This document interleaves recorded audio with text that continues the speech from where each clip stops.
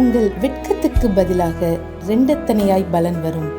லட்சைக்கு பதிலாக தங்கள் பாகத்தில் சந்தோஷப்படுவார்கள். அது நிமித்தம் தங்கள் தேசத்தில் இரட்டிப்பான சுதந்திரம் அடைவார்கள். நித்திய மகிழ்ச்சி அவர்களுக்கு உண்டாகும். ஏசாயா 61:7. For your shame you shall have double, and for confusion they shall rejoice in their portion. Therefore in their land they shall possess the double. Everlasting joy shall be unto them. Isaiah 61:7. ஆண்டவரும் இரட்சகருமாகிய இயேசு கிறிஸ்துவின் நாமத்தினாலே God goes is ministration YouTube channel வாயிலாக உங்களை சந்திப்பதில் பெரும் மகிழ்ச்சி அடைகிறேன். தேவனாகிய கர்த்தர் இந்த மாதத்திலே தம்முடைய வார்த்தைகளை நிறைவேற்ற உண்மையுள்ளவராயிருக்கிறார். ஆதலால் அவர் சொன்ன வார்த்தையின்படியே நிறைவேற்றுவார். நாம் கண்ட எல்லா துயரங்களுக்கும், சூழ்நிலைகளுக்கும், பிரச்சனைகளுக்கும், கடன் பாரங்களுக்கும் பலனாக தேவனுடைய வார்த்தையை பிடித்து கொள்ளுவோம். நிச்சயம் தேவனாகிய கர்த்தர் தம்முடைய வார்த்தையின்படியே நம்மை ஆசீர்வதிப்பார். இந்த 2வது மாதத்திலே ஒவ்வொரு நாளும் தேவனுடைய வார்த்தையை கேளுங்கள், அறிக்கை செய்யுங்கள், விசுவாசியுங்கள். கர்த்தர் சொன்ன வாக்குத்தத்தங்களை அவர் நிறைவேற்றுவார் என்று விசுவாசிப்போம், காத்திருப்போம். தேவனாகிய கர்த்தர் இந்த மாதத்திலே பெரிய காரியங்களை செய்வாராக. ஆமேன்.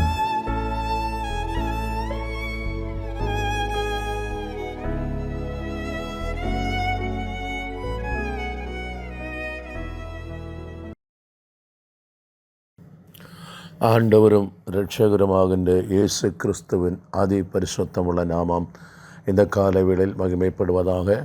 இன்றைய நாளிலும் காட் கோஸ் ஈஸ் மினிஸ்ட்ரி சார்பில் உங்களை சந்திப்பதில் நான் மிகவும் மகிழ்ச்சி அடைகிறேன். இன்றைய நாளுடைய தியானத்துக்காக எரேமியா தீர்க்கதரிசியின் புஸ்தகம் 1ஆம் அதிகாரம் 5ஆம் வசனத்தினுடைய முதல் பகுதியை நான் எடுத்துக்கொள்கிறேன்.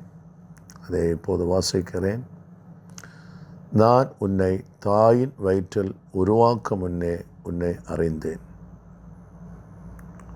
ஆண்டவர் இந்த நாளில் நம்மோடு பேசும் இந்த வார்த்தையாவது, இந்த வார்த்தைகளை கேட்டுக்கொண்டிருக்கின்ற, செய்தி கேட்டுகின்ற ஒவ்வொருவரோடும் ஆண்டவர் பேசுகிறதாவது, உங்களையும் என்னையும் தேவன் நேற்றோ இன்றோ அல்ல நம்மளை அறிந்தவர். நீங்களும் நானும் நம்முடைய தாயின் வயிற்றில் உருவாக்கும் முன்னே அல்லது உருவாகும் முன்னே நம்மை அறிந்த தேவன். நம்மளை உருவாக்கின தேவன் நம்முடைய வாழ்க்கையில் திட்டங்களை வைத்திருக்கிறார்.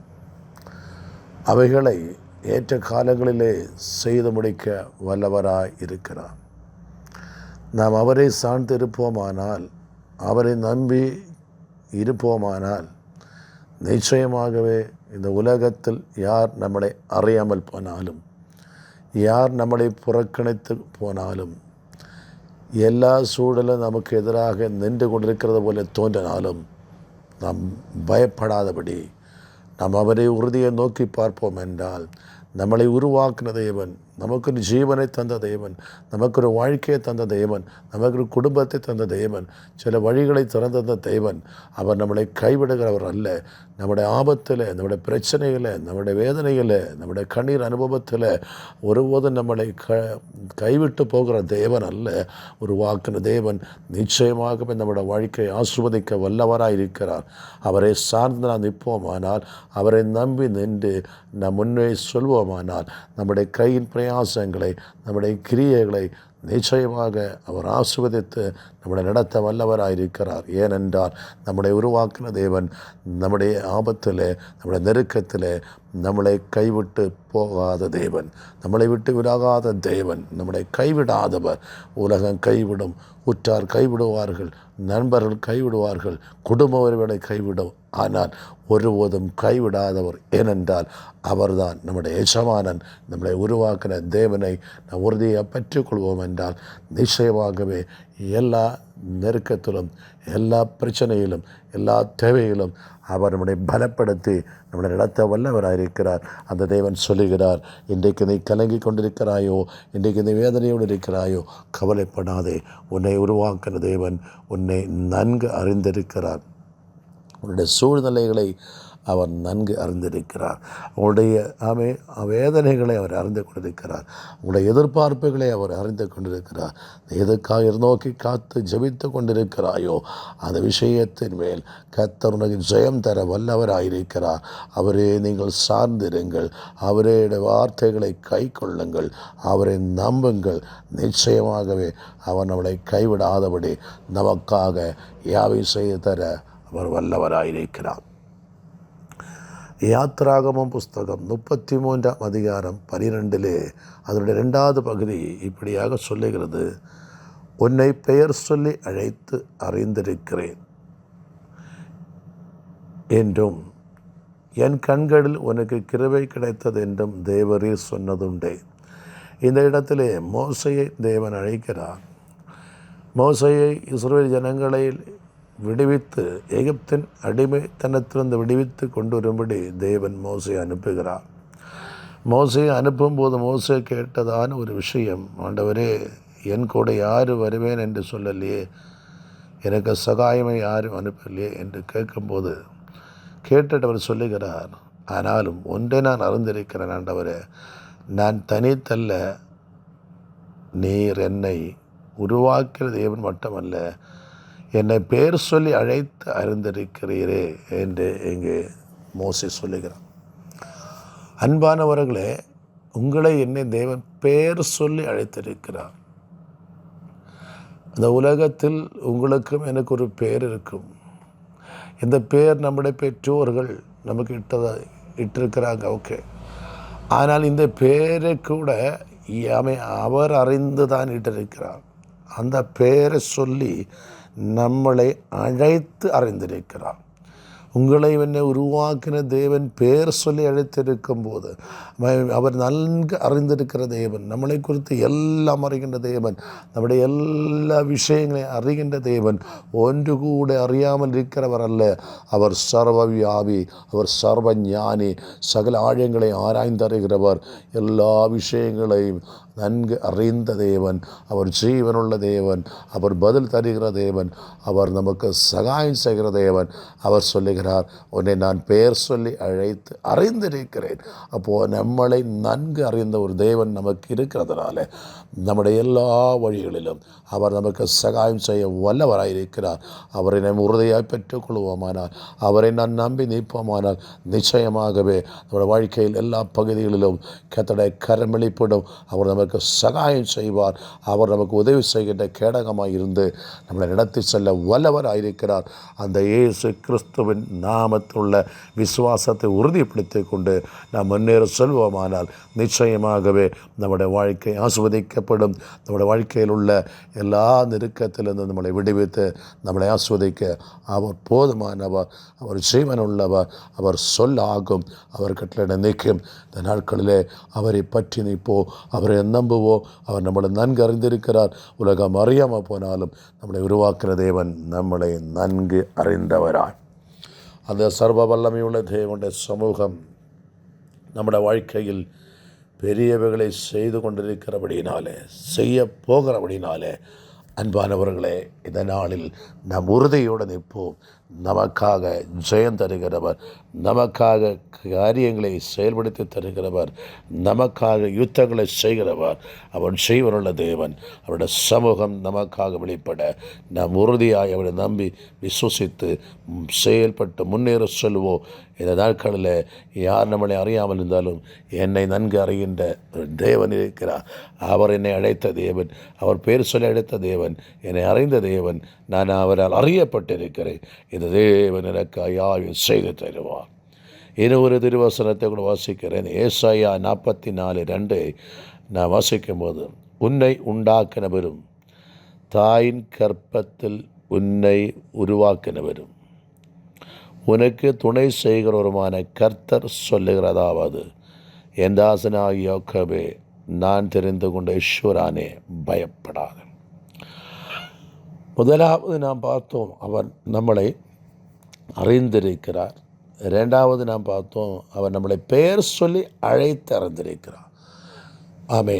இப்போது இந்த வசனத்திலே ஆண்டவர் சொல்லுகிறார், தாயின் கற்பத்தில் உன்னை உண்டாக்கினவர் உனக்கு துணை செய்கிறவருமான கர்த்தர்.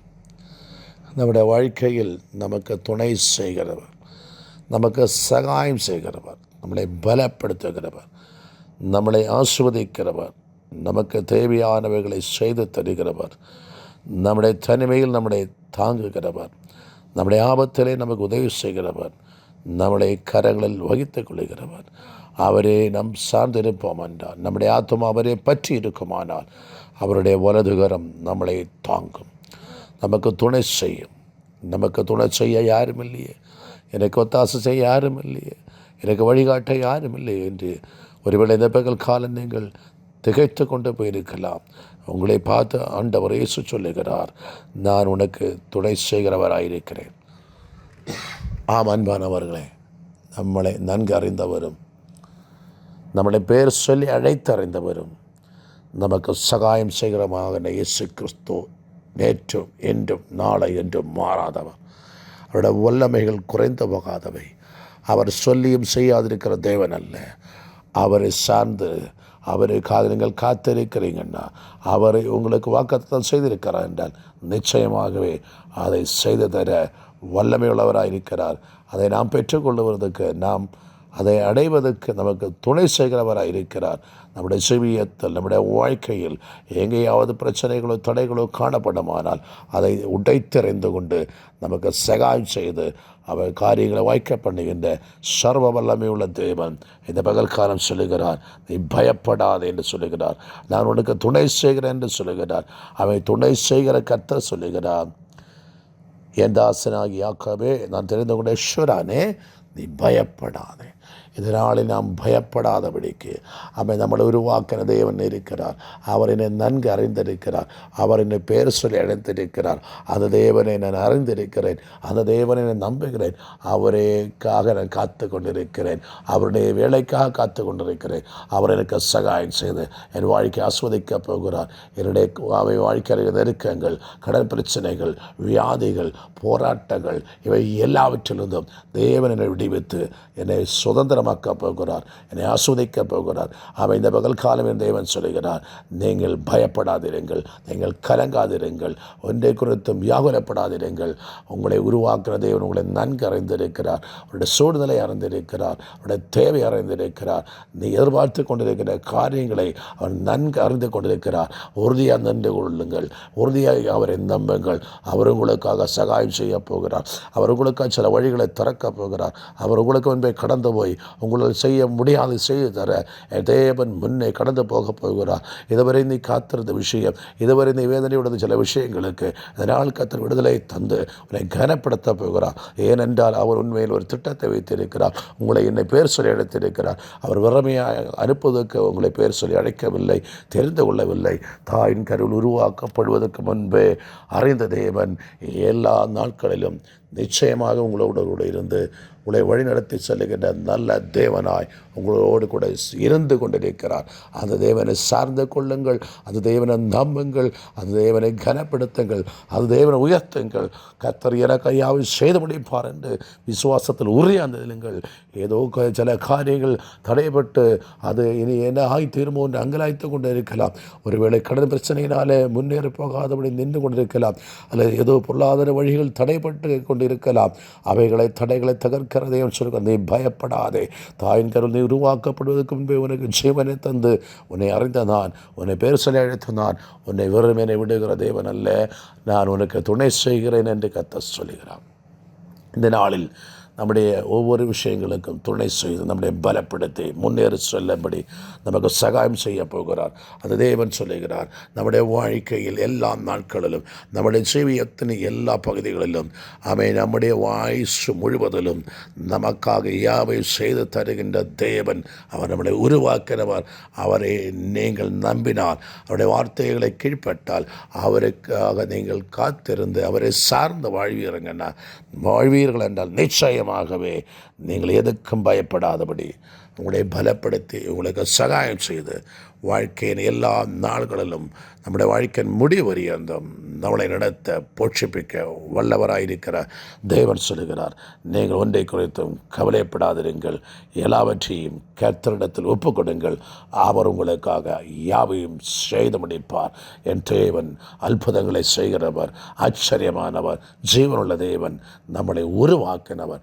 அவரால் மட்டுமே நம்மளை விடுவிக்க முடியும், அவரால் மட்டுமே நம்மளை ஆஸ்வதிக்க முடியும், அவரால் மட்டுமே நமக்கு சுகம் தர முடியும், அவரால் மட்டுமே நம்முடைய பிரச்சனைகளுக்கு பரிகாரம் செய்ய முடியும்.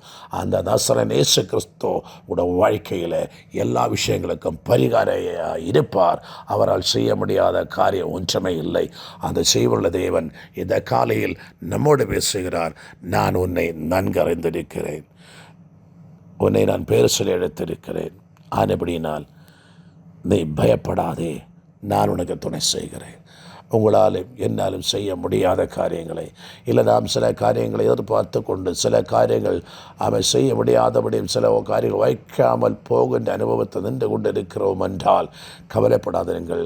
இதனால் கர்த்தர் சொல்லுகிறார், நான் துணை செய்கிறேன், நான் உனக்கு முன்பே கடந்து போகிறேன், உன்னுடைய வாழ்க்கையில் தேவையானவளெல்லாம் உனக்கு தந்து உன்னை கரம்பிடித்து நடத்தப் போகிறேன் என்று கர்த்தர் சொல்லுகிறார். அதை செய்வ தேவன் மேல் நம்பிக்கையாயிருங்கள், அவரை சார்ந்திருங்கள், ஜெபத்தில் உறுதியாயிருங்கள். இதோ சில வாசல்களை உங்களுக்கு திறக்க போகிறார். நீண்ட நாடுகளாய் வருடங்கள் அடைக்கப்பட்ட சில வாசல்களை திறந்து உங்களை ஆஸ்வதிக்க போகிறார். அந்த தேவன் சொல்லுகிறார், நான் உனக்கு முன்பே கடந்து போகிறேன், உனக்கு சகாயம் பண்ணுகிறேன், நீ சமாதானத்தோடு வாழ்வாய், நீ ஆஸ்வதமாக வாழ்வாய். அதுபடினால் என்னை கேட்கிறவர்களே, இந்த நாட்கள் நீங்கள் தைரியமுள்ளவளாக இருங்க. ஏனென்றால் நம்மளை உருவாக்குற தேவன் உங்களை என்னை நன்கு அறிந்திருக்கிறார், நமக்கு யாவை செய்து முடித்திருக்கிறார், இப்போ நமக்கு துணை செய்கிறார், இன்னும் துணை செய்வார். அதுபடியால் பயப்படாதபடி தேவனின் நம்பிக்கையாயிருந்து அவரை சார்ந்து ஒப்பு கொடுத்து வாழ்வோ, அவரோட வாழ்க்கையை பிரகாசிக்க பண்ணி ஆசீர்வதிப்பாராக. இந்த தெய்வ வசனத்திலூட உங்களை என்னை கர்த்தர் ஆசீர்வதிப்பாராக. ஒரு நிமிஷம் நாம் ஜெபிப்போம். மகா பரிசுத்தமும் சர்வ வல்லமை உள்ள அன்பன் தேவனே, இந்த காலை வேளையில் நீர் எங்களுக்கு தந்த உடைய திருவார்த்தைகளுக்காக நன்றி சொல்கிறேன் கர்த்தாவே. எங்கள் தாயின் வயிற்றில் உருவாக்கும் முன்னே எங்களை அறிந்த தேவன், எங்களை பேர் சொல்ல எடுத்த தேவன். தேவரே, நீர் இன்றைக்கு எங்களோடு சொன்னீங்க, ஆமே பயப்படாதே, நான் உனக்கு துணை செய்கிறேன் என்று சொன்னீர். ஆண்டவரே, இந்த நாட்களில் எங்களுக்காக ஆண்டவரே, இந்த வார்த்தை கேட்கின்ற பிள்ளைகளுக்காக, இந்த வசனங்களை நம்புகின்ற பிள்ளைகளுக்காக நீர் துணை செய்ய எழுந்திருந்து பெரிய காரியங்களை செய்து எங்களை ஆஸ்வதிக்கிறபடி நன்றி. சகல துதி கனமகிமை உமக்கு செலுத்தி இரட்சகர் இயேசுவின் நாமத்தில் ஜெபிக்கிறோம். ஜெபம் கேளும் நல்ல பிதாவே. ஆமேன், ஆமேன், ஆமேன்.